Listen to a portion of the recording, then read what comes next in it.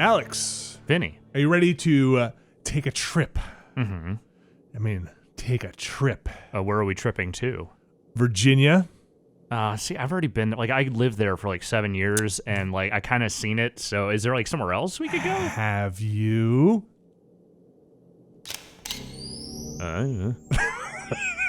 Have you? This is Virginia. This doesn't look anything like. This pretty picture of Virginia. We're gonna play the game. Yes, so this is a narrative adventure game. Yeah, and we aren't gonna go too far into it because it is pretty linear from what I played, and Just a few hours long, right? And yeah, I think it's pretty short. It's $10 on Steam. $9 on sale right now, it seems like. And I think you'll get the sense for what this is if one will be into it or not pretty quickly. So hopefully this starts me from the beginning. Yeah, I finished it. Yeah. I really liked most of it. All right. That seems to be a recurring thing I hear about a lot of games like this, is that, boy, there's so much to like, and there's just like one or two parts that not so much. I'll get into a little more as we play of the things I think it does amazingly well. Okay. I won't get into some of the things that I think it stumbles on because they're more narrative focused. Right. I guess I'll just say that. All right.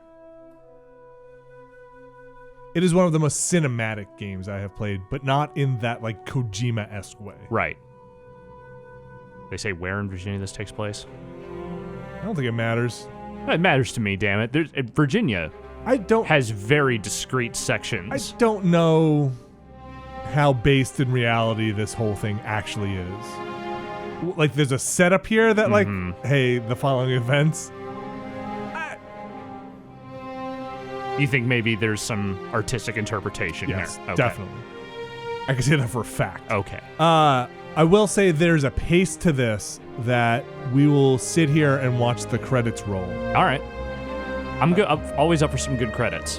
And the soundtrack is amazing. I believe it is done by a Philharmonic Orchestra. I don't know who is, like maybe Prague or something? Maybe it's like the Norfolk Philharmonic. Could be.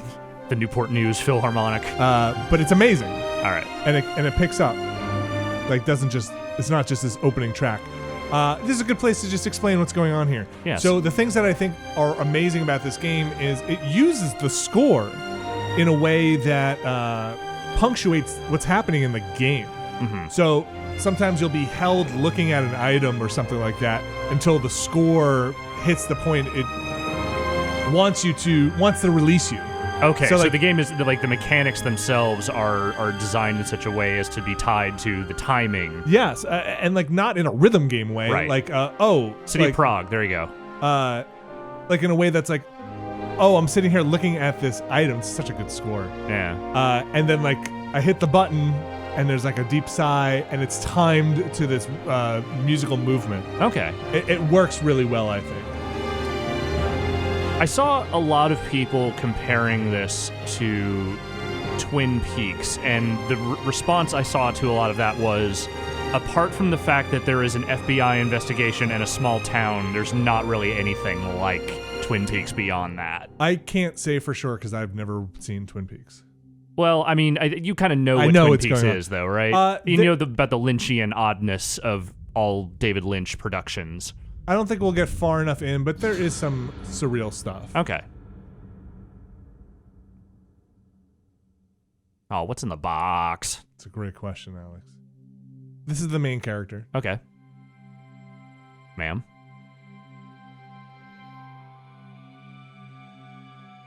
Are you pressing A to breathe? No. Okay, good. It comes to my controls. So this is kind of generally what you do in the game. You look at stuff? You look at stuff. Now, okay. as you get closer to the objects you can interact with, the cursor will change to a circle and then to a diamond. All right. So as you're headed towards stuff, you will get acknowledgement in the game for what you can interact with. All right.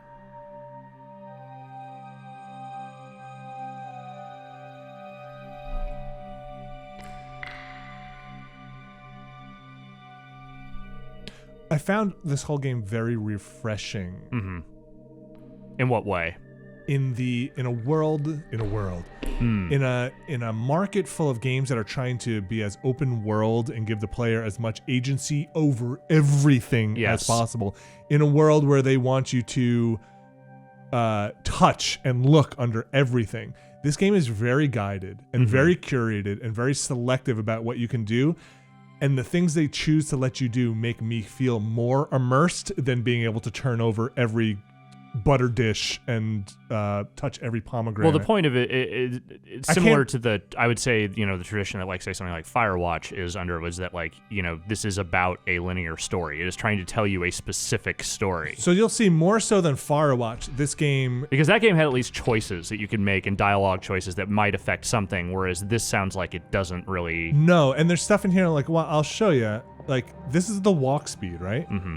And, like, conveying this sense of deliberate movement, but not annoying the player with, like, oh, it's going to take you forever to have to get down this long hallway kind of thing. Right. And you'll see how they kind of solve some of those problems. Like, you don't have to check every door to see if you're going to find a thermos. I was going to say, that was my first instinct when you started walking down this hallway. It's like, why are you checking the doors? You don't have to. And also, like, this cursor would change to a circle if there's anything. If there was something to do there. Like, they're trying to keep you on a specific purpose. Like, they're targeting you toward a certain area. It's not about, like you said, just trying to poke every corner. And again, like follow the movement of the scoring of it, because they're layering stuff in ways that I think really are very effective. Is there dialogue? Nope. Okay. It's a wordless game. No spoken words, yeah. Okay. Is there subtitled text or anything? Nope. Okay. There are things you can read. All right. I think they do a really amazing job conveying what needs to be conveyed. Like I said, I think some of the stumbling points are in the narrative, so I shouldn't say that they convey everything. Some stuff is actually not so great sometimes.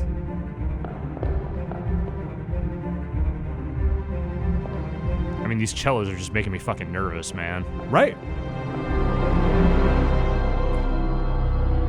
Clarice Starling. So, like, I have full control here. Yeah.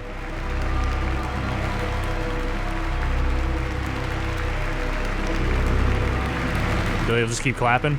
I don't know. I've never kind of hung out here. She's just a little nervous, folks. She'll be out here momentarily.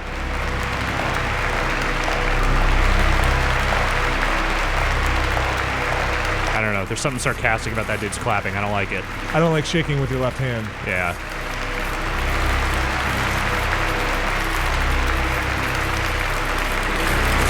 Fucking Ted Turner looking ass motherfucker.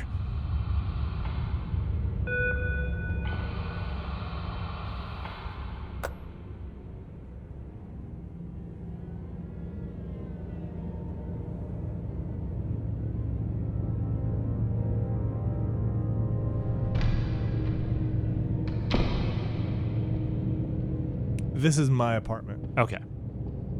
Should turn on some lights. That monitor glow can't be healthy for you. It's good. Those negative ions keep me honest.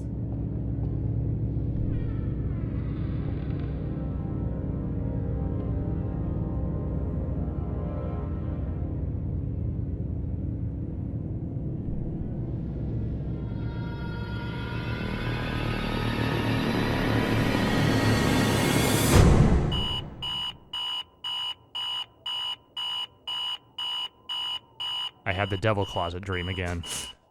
Always.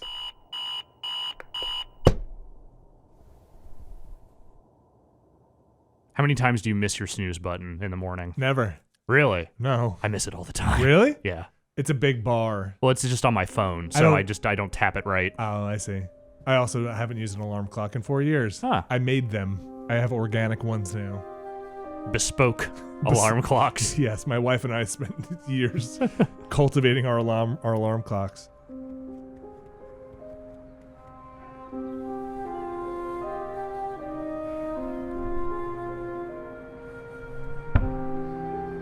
All set.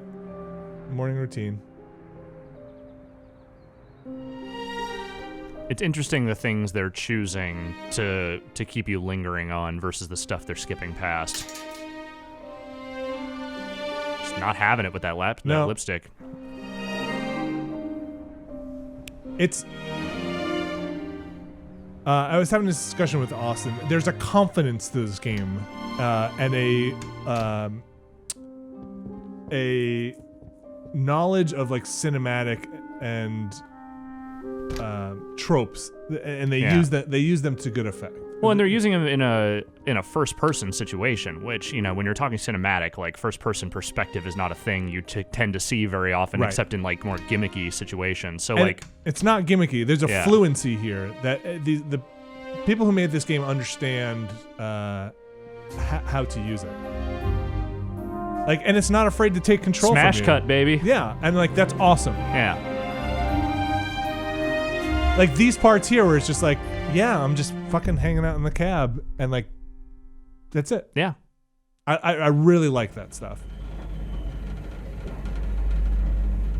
Establishing shots are an art unto themselves. And transitions. Yeah. Like, show me what I need to show. Okay, right. Like, I don't need to walk down and hail the cab. Right.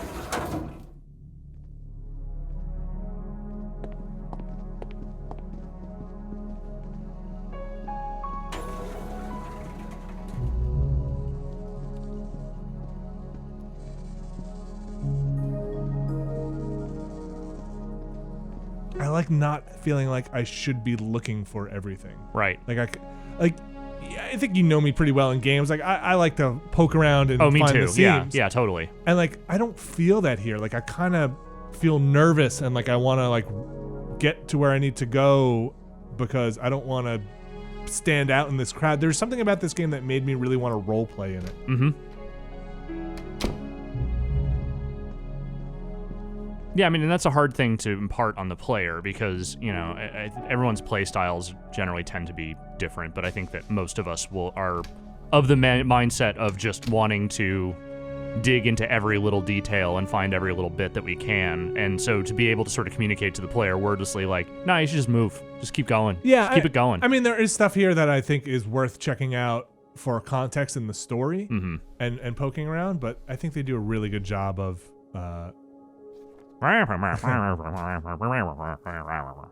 like of not doing that, actually. Yeah. Of being like, hey, pick up what you can pick up. We're not going to talk here.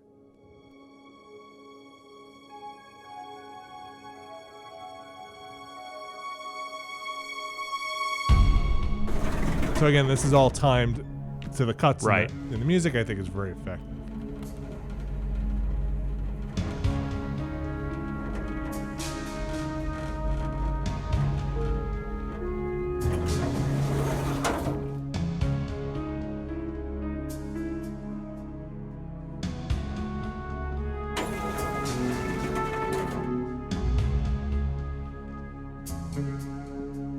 So something I noticed too, all the bulletin boards and all the picture frames never have anything in them.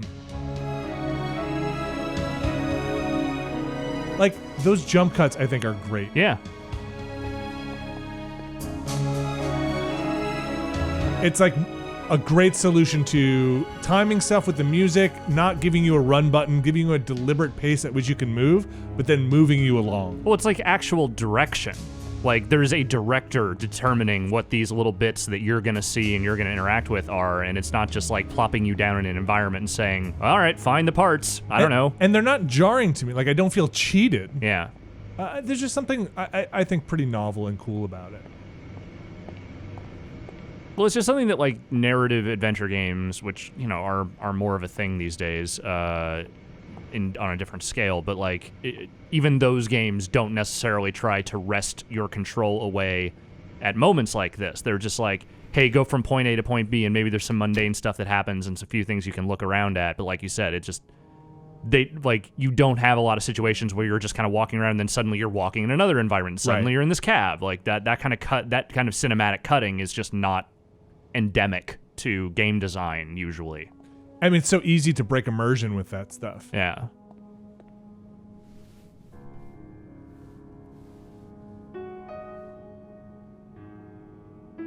Face says